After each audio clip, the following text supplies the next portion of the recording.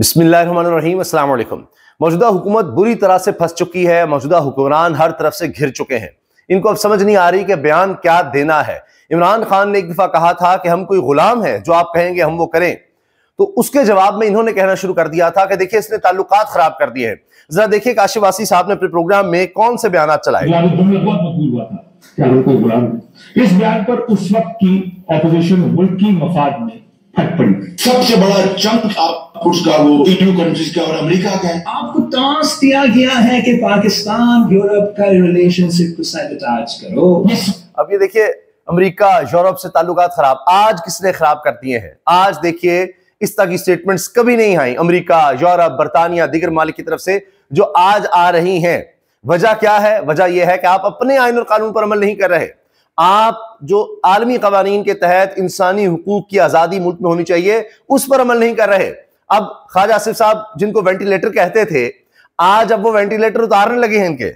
अरे वेंटिलेटर में अमेरिका की मदद से लगे हुए हैं। यूरोपियन यूनियन को ललचाएगा जिसके साथ हमारे तजारती ताल्लुकात हैं। हमारे जो ताल्लुकात हैं ग्लोबल पावर्स से, उसका शख्स ने बेड़ा गर्क कर दिया। आपका काम ये था कि पाकिस्तान का फॉरेन पॉलिसी को नुकसान पहुंचा। अच्छा, इमरान खान ने बेड़ा गर्क किया था। इन्होंने पता नहीं कौन सा अब बेड़ा है जिसका तो तिया पांचा ही कर दिया, कुछ नहीं छोड़ा इन्होंने। अमेरिका एक ऐसी वाहिद ताकत है जो हमारे लिए बहुत सी माशी मुश्किलात क्रिएट कर सकती है। यूरोपियन यूनियन को बड़े जलसे में रखेता है। You want to kill that goose which laid the eggs? कह रहे हैं कि ये इमरान खान तो उस मुर्गी को ज़िबा करना चाह रहा है, उस बतख को जो सोने का अंडा देती है। अब आप देखिए इन्होंने खुद ही उन सबको जिनको ये आका कहते थे उन सबको अपने खिलाफ कर लिया है। और क्या करके? अपने इक़्तिदार की हवस में जबर, तशद्दुद, जुल्म कर करके देखिए इन्होंने क्या हाल कर दिया। अब इसी तरह डेस्परेशन में हो ये रहा है कि लोगों को कहा जा रहा है कुछ तो बोलो, चलो हम नहीं बोल सकते, जरा सेकंड टियर की लीडरशिप आकर बोले। उन्हीं में हनीफ अब्बासी साहब ने आकर कह दिया कि 2023 में कैलिफोर्निया प्लान बना, इमरान खान को इक़्तिदार में लाना था, सजाद बरकी लीड कर रहे थे, अमरीकी अरकान कांग्रेस और सीनियर ओहदेदार मौजूद थे।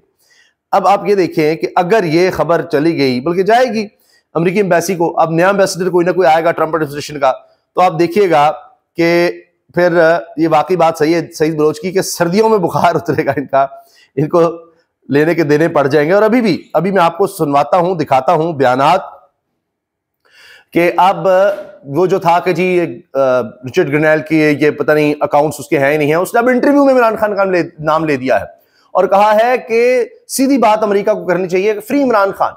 और इमरान खान जब था तो उस वक्त हमारे ताल्लुकात बहुत अच्छे थे पाकिस्तान से। ये बात कर रहा है जो ट्रंप एडमिनिस्ट्रेशन थी, तो उसमें वो कह रहा है कि इमरान खान जैसे आदमी से डील करना चाहिए, कोई साफ बात करता है, वो रिवायती सियासतदान नहीं है। ये बातें उसने की हैं।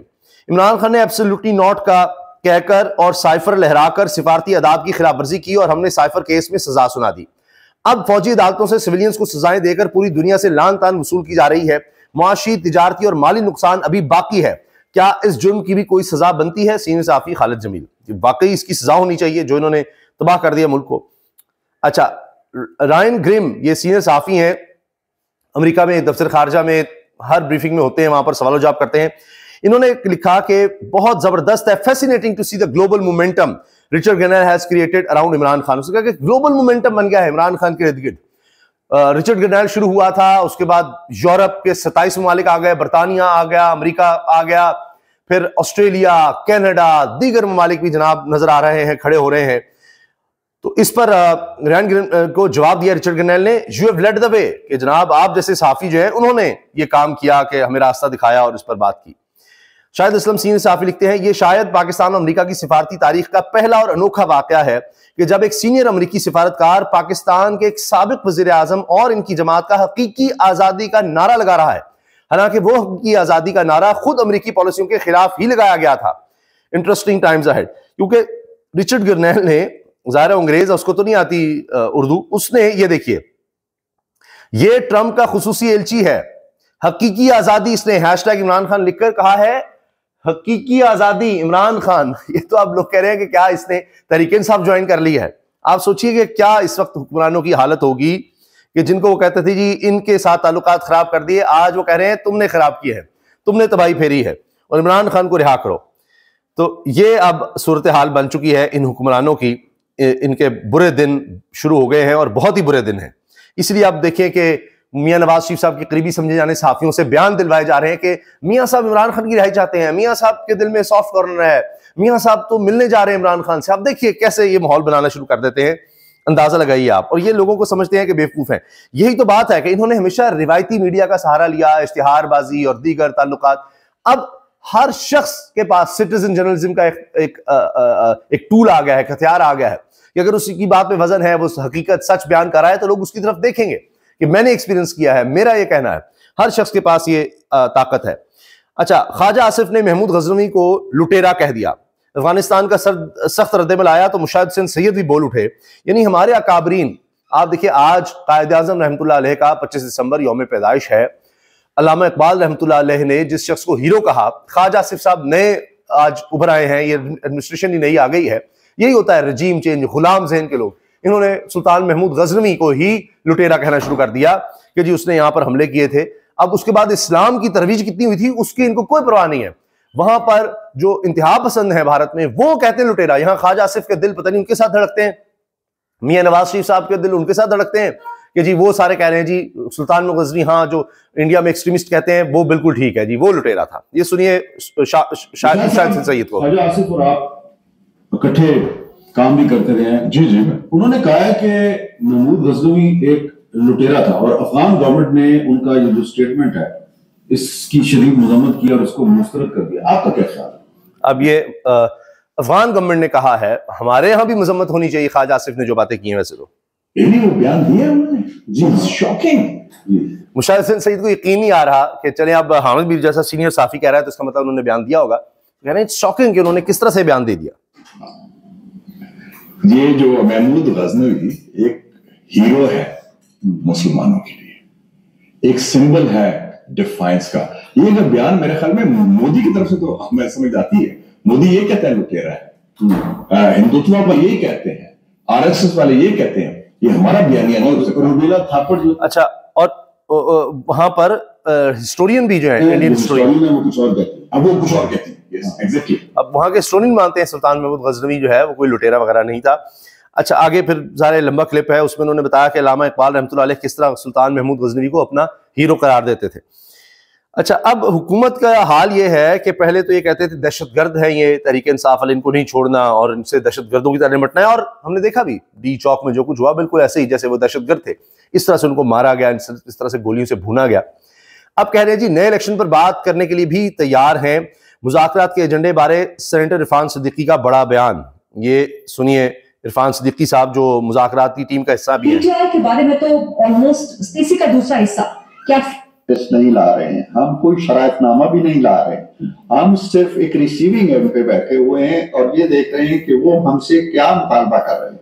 हमारा उनसे फिलहाल कोई मुतालबा नहीं है। हमने ये भी नहीं कहा उन्हें कि जी सिविल नाफरमानी छोड़ दें, हमने ये भी नहीं कहा कि जी आप ये जो ट्विटर पे बातें हो रही हैं, तो जब डिमांड्स आएंगी हमारे सामने तो फिर हमने देखना है कि इनमें से कौन सी चीजें ऐसी हैं जो वाकई काबिल अमल हैं। उनके साथ कोई मुताबा करने के लिए बिल्कुल हमारा ज़हन ही नहीं है कि उन पर कोई दबाव डाले। कोई नहीं, हम खुले दिल के साथ मुज़ाकरात कर रहे हैं। अब तो दिल इनके खुल गए हैं, अब तो हालात बड़े जबरदस्त हो रहे हैं। अब तो जो कहेंगे हम मानेंगे, सुनेंगे। दिल के साथ आए और हुकूमत से जो चाहते हैं वो बताएं। फ्रेश इलेक्शंस पे कोई बात हो सकती है? जी देखिए, बात हर उस बात पे हो सकती है जो बात वो करना चाहेंगे। वो फ्रेश पे बात करना चाहें, वो खान साहब की रिहाई पे बात करना चाहें, तो हर चीज पर बात हो सकती है। फ्रेश इलेक्शंस पर भी बात हो सकती है। अब असल में अमेरिका की तरफ से डिमांड आने लग गई है, जो नई एडमिनिस्ट्रेशन आ रही है कि फ्री इमरान खान के बाद वो कहते हैं जी फ्रेश इलेक्शंस होने चाहिए। और इस पर जो रिचर्ड गनेल है उसने इंटरव्यू देते हुए कहा है कि जिसको आवाम चुने उससे हम बात करेंगे। Thank you so much. We're going to talk about Pakistan today, and then maybe get into a little of the other hotspots here, because there are things unfolding, and we have a reason to believe that there could be some movement, and you're really a key player in all of this. Now, अब इमरान खान के बारे में कह रहा है, it changes the position of how we deal with them, and so Pakistan is one of those countries that has nuclear weapons. We had a much better relationship with Pakistan during the Trump administration, when a guy named Imran Khan was the leader of. जब इमरान खान पाकिस्तान का leader था, वज़ीर-ए-आज़म था, तब हमारे ताल्लुकात बड़े अच्छे थे पाकिस्तान के साथ? And that's because Imran Khan was an outsider. He was a former cricket player. He was actually the captain of the Pakistani national cricket team. He wasn't a politician, and he spoke in very calm. अब आप देखिए, उसको एक चीज का पता है, Pakistan cricket team का वो कप्तान रहा है, वो एक नेशनल हीरो रहा है। अमेरिका में क्रिकेट इतनी मकबूल खेल नहीं है, स्पोर्ट्स नहीं है, लेकिन उसको एक एक चीज का पता है। वो कहता है वो एक आउटसाइडर है, ट्रम्प की तरह वो भी कोई रिवायती सियासतदान नहीं है, वो सीधी बात करता है। Sense language, and he and Donald Trump had a very good relationship. I actually believe that having people from the outside, non-politicians, common sense people, business people, are the ones that do best. I do too. और फिर ये interview की 4 minute का clip है, उसमें ये भी कहता है कि जी जो लोग इलेक्ट हों उनसे हमने बात करनी है, जो पॉपुलर होंगे, जिनको लोग वोट करेंगे, लोगों के रिप्रेजेंटेटिव होंगे, उनसे हमने बात करनी है। तो अब नजर आ रहा है कि अमेरिका किस तरफ जा रहा है। इमरान खान की पीटीआई क़यादत को सिविल नाफरमानी की तहरीक जारी रखने की हिदायत, और 7 फैसले इमरान खान ने करने हैं, इनसे मुशावरत वगैरह मुज़ाकरात बेमानी रहेंगे। अच्छा, इसके अलावा मंसूर अली शाह साहब के हवाले से भी बड़ी खबर आई, और जस्टिस मंसूर अली शाह की बतौर इंतजामी जज सुप्रीम कोर्ट जिम्मेदारियां अदा करने से माजरत, जो फाइल उनके पास आई कि इस पर दस्तखत कर दे, उन्होंने इनकार किया कि जी मैं इंतजामी जज ही नहीं हूं, उन्होंने साफ इनकार कर दिया। तो नजर आ रहा है कि जिस तरह अदलिया को ज़िबा किया गया है, उसमें मंसूर अली शाह साहब जैसे जज वो रजिस्ट कर रहे हैं, वो आवाज उठा रहे हैं, और वो खुश नहीं है। अभी मैं पढ़ रहा था कि बिलावल भुट्टो जरदारी साहब ने बयान दिया कि नौजवान जिद्दोजहद करें आज़ादी के लिए और अपने राइट्स के लिए, नौजवानों को जिद्दोजहद करनी पड़ेगी, आसानी से हुकूक नहीं मिलेंगे, डिजिटल राइट्स हुकूक नहीं मिलेंगे। मुझे समझ नहीं आती कि ये कितना लोगों को बेवकूफ समझते हैं। आपने लोगों को उनकी आज़ादी को ख़त्म कर दिया, आपने यहाँ पर तबाही फेर दी। जिस रजीम चेंज के साथ आप आए, आपने आईनी उहदे लिए, आप हुकूमत का हर चीज़ में साथ दे रहे हैं, 26वीं आईनी तरमीम में आप साथ दे रहे हैं, आप हुकूमत से ज़्यादा आगे थे पास करवाने में, अपनी सीवी लेने के चक्कर में। तो अब आपको क्या ख्याल आ रहा है? आपने तो वो इदारा ही ज़िबा कर दिया जहां लोगों के हुकूक के लिए जाया जा सकता था, सुप्रीम कोर्ट माफ कीजिएगा।